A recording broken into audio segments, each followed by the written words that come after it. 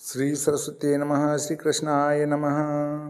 देखिए, आज हम चर्चा करने वाले हैं सोयाबीन की तेजी मंदी, चांदी की तेजी मंदी और वर्षा के ऊपर सामान्य विचार। तो आप पूरे वीडियो को देखिए, आनंद आएगा। कुछ व्यक्ति ऐसे होते हैं जिनका दिमाग विस्तृत कार्य नहीं करता है। ऐसे एक भाई ने कमेंट्स किया कि वर्षा कोई मुहूर्त देखकर नहीं आती है। तो प्रकृति से होने वाली वस्तुओं के लिए कोई मुहूर्त नहीं होता है। मुहूर्त हम जब कोई चीज़ प्राप्त करना चाहते हैं तो उसके लिए मुहूर्त होता है। अगर ईश्वर प्रदत्त सारी वस्तुएं अगर अच्छी है तो फिर ईश्वर ने तो हमें विष भी दिया है। क्या हम विष खा सकते हैं? नहीं खा सकते हैं। तो वो प्रकृति प्रदत्त है, परंतु हमें किसका सेवन करना है, किसका सेवन नहीं करना है, इसके लिए भगवान ने हमें बुद्धि दी है। तो वर्षा होने के बाद कब बीज बोना है, कब नहीं बोना है, इसके लिए ईश्वर ने हमें बुद्धि दी है और उसके लिए ज्योतिष भी हमें दिया है कि तुम इसका उपयोग कर सकते हो। अगर कोई सनातन धर्म को मानने वाला भाई अगर कमेंट्स करता है कि इस प्रकार का कोई होता नहीं है, तो पहले उनको सनातन धर्म छोड़ देना चाहिए। क्यों छोड़ देना चाहिए? क्योंकि ये ज्योतिष वेद का एक अंग है। 6 अंग हैं वेदों के, उसमें से एक अंग ज्योतिष भी है। और यदि वो ज्योतिष को नहीं मानता तो वेद को भी नहीं मानता। और जब वेद को नहीं मानता है तो फिर सनातन धर्म में रहा क्या है? फिर उसको सनातन धर्म को भी नहीं मानना चाहिए। तो देखिए, वर्षा के ऊपर हम यदि चर्चा करें तो अभी भी लगातार मैंने पूर्व के वीडियो में बताया कि वर्षा कौन कौन सी तारीख में होगी और उन तारीखों में वर्षा हो रही है। परंतु यहाँ हमारा नीमच क्षेत्र जो है या मंदसौर क्षेत्र जो है वो अभी सूखे टाइप पड़ा हुआ है। फसलें बोने के बाद में वर्षा नहीं हुई है। तो इसके ऊपर किसान वर्ग चिंतित है। और अभी देखा जाए तो इधर हमारे रतलाम में वर्षा हुई। अब यदि हम हमारे यहाँ की वर्षा पर विचार करें तो किसान भाइयों के लिए ये खुश खबर ये है कि उनकी फसलें सूखने से पहले पानी आ जाएगा, फसलें सूखेगी नहीं। मेरे वीडियो से अगर किसी को तेजी मंदी में या अन्य किसी कार्य में लाभ मिलता है तो वो भी उनका होगा।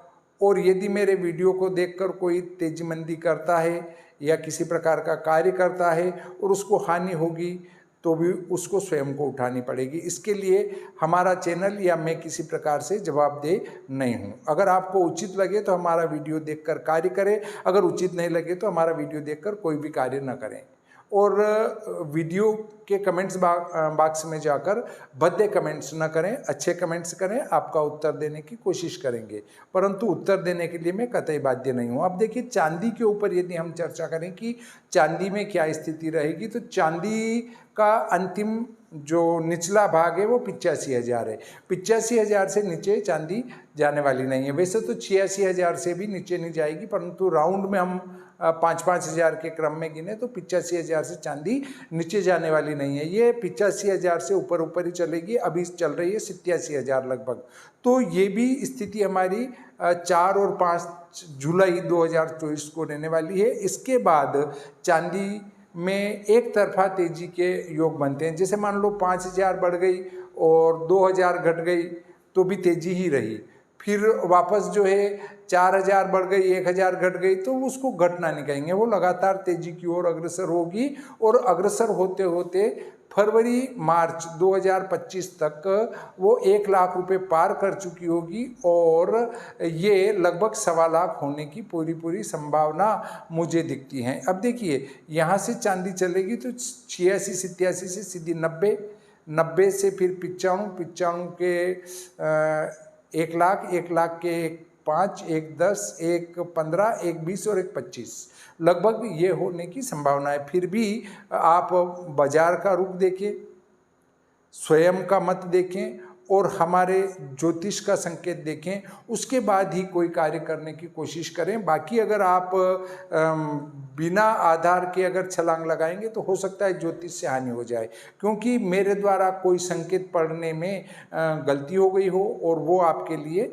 नुकसानदेह हो जाए। आपका ग्रह भी प्रतिकूल चल रहा हो तो उससे भी नुकसान हो सकता है। इसके अतिरिक्त चांदी में तेजी के फैक्टर कार्य कर रहे हैं। वो फैक्टर में ये है कि नज़दीक समय में अभी चाइना के द्वारा बहुत बड़े रूप में चांदी खरीदी गई थी। इसी प्रकार अब जो सौर प्लेटें बन रही है उसमें बहुत मात्रा में चांदी का प्रयोग किया जाता है। इससे भी यदि हम कहें तो चांदी में और मंदी के कोई चांस नहीं दिखते हैं। चांदी में निरंतर तेजी के योग बने हुए हैं और चांदी हो सकता है कि 1.25 लाख पार हो जाए मार्च 2025 तक।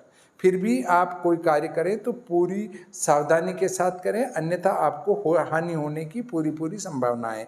अब यदि हम सोयाबीन के ऊपर चर्चा करें तो सोयाबीन की तेजी मंदी का मुख्य आधार है डीओसी।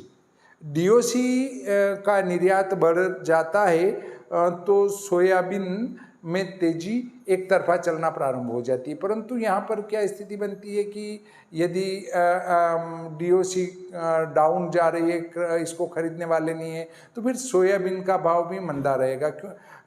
इसमें तेल की मात्रा कम होती है और तेल की मात्रा कम होती है तो फिर इसमें तेजी के चांस तेल के कारण नहीं बनते, डीओसी के कारण बनते हैं। तो हम सोयाबीन के ऊपर चर्चा करते हैं। मैंने विस्तार से इसको निकाल रखा है तो मैं आपको एक एक बिंदु विस्तार से बताने की कोशिश करता हूँ। देखिए, सोयाबीन पर ये निकाला हुआ है मेरा।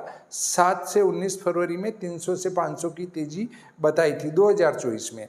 उसके बाद 21 फरवरी से 30 मार्च में 200-400 की मंदी थी और अर्थात फरवरी मार्च में घटा बढ़ी होकर वहीं घूमने का योग था। अप्रैल में 100 से 300 घटा बढ़ी में रहे। 27 अप्रैल से 11 मई 200-500 की तेजी। 12 मई से 4 जुलाई बीज के कारण तेजी होगी, बाकी कोई चांस नहीं है। 12 मई से 4 जुलाई में कोई चांस नहीं सोयाबीन में। उसके बाद 5 जुलाई से 100-200 की तेजी है। 8 जुलाई 19 से 19 जुलाई में 500 से 1000 रुपये तेजी आने की संभावना है। इसके बाद 27 जुलाई से 1 अगस्त में 100 से 300 रुपये की मंदी आने की संभावना है। फिर देखें 2 से 16 अगस्त में 500 से 1000 की तेजी संभव है। तो कुल मिलाकर यदि 1000 से 1500 की भी तेजी आती है तो बहुत अच्छी तेजी है और इसमें लाभ उठा लेना चाहिए। इसके बाद सोयाबीन में तेजी के कोई चांस मुझे नहीं दिखते हैं। 17 अगस्त से 9 अक्टूबर में 200-700 की घटा बढ़ी है। 10 अक्टूबर से 14 अक्टूबर में 200-500 की तेजी है और 16 अक्टूबर से 5 नवंबर में 200-800 की मंदी है। आगे नवंबर पूरा मंदी में रहेगा, दिसंबर घटा बढ़ी में ही रहे परंतु अधिक मंदी न बने।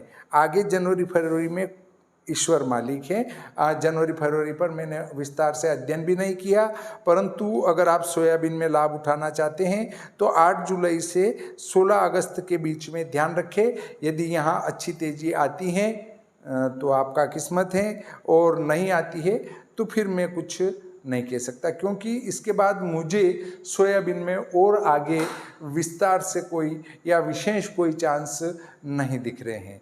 ये ग्रहों के आधार पर मैंने आपको बताया। बाकी आप प्रकृति, स्वयं का मत, बाजार का रुख और मेरी गणित, इन सब का मिलान करके कार्य करें। सिर्फ मेरे वीडियो को देखकर ही अगर आपने कोई कार्य किया तो हो सकता है कि आपको बड़ा नुकसान उठाना पड़े। इसलिए पूरी सावधानी के साथ कार्य करें। इस प्रकार आज का ये प्रकरण यहीं समाप्त करते हैं। श्री सरस्वती नमः। श्री कृष्णाय नमः।